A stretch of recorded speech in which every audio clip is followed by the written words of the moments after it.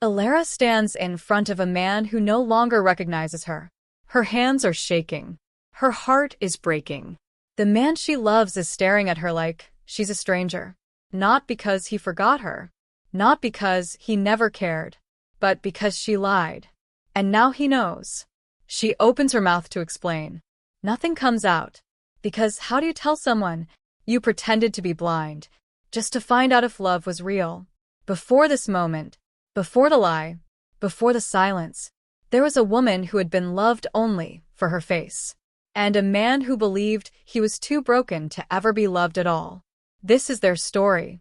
Elara grows up being told she is beautiful. Teachers say it. Strangers say it. Family says it.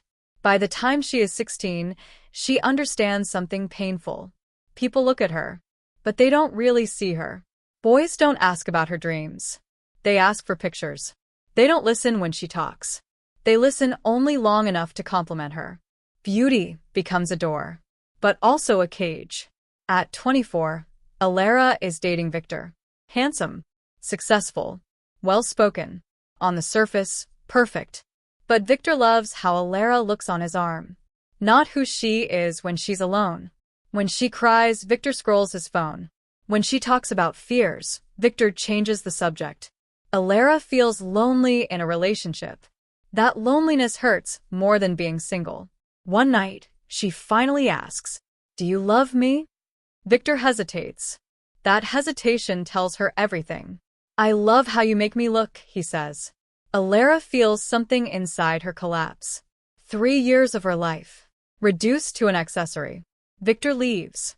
Elara doesn't beg. She doesn't scream. She simply sits on the floor and realizes something terrifying. No one has ever loved her without seeing her first.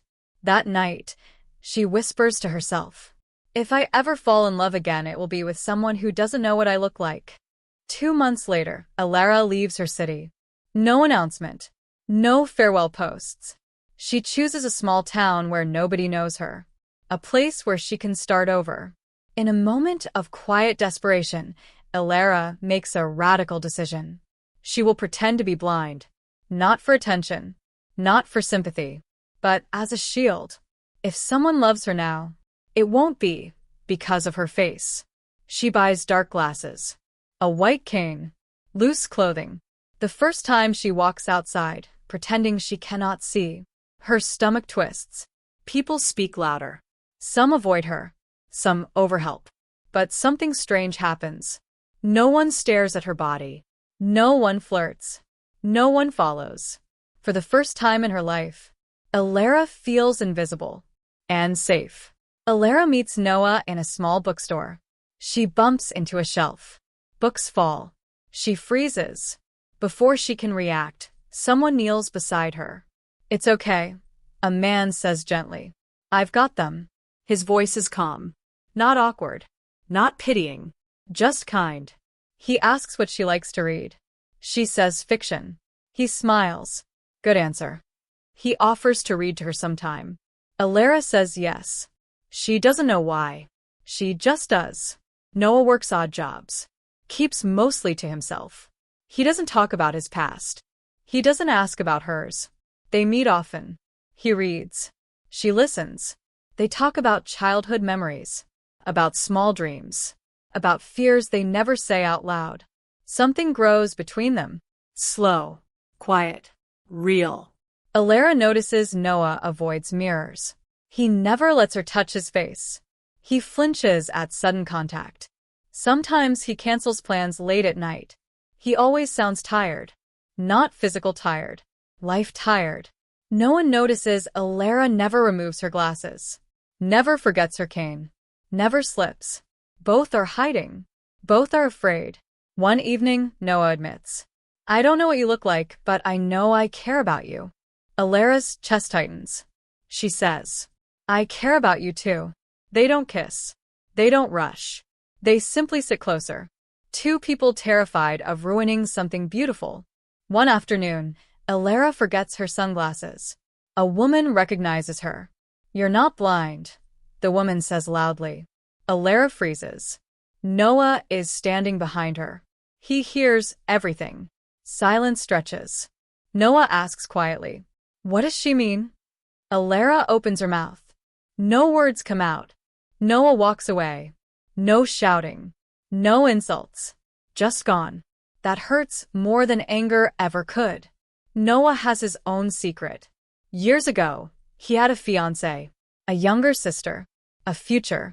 A drunk driver killed them. Noah survived with severe burns. Scars cover his body, his face. He believes no woman could ever look at him and stay. So he hides. Meeting Elara made him feel human again.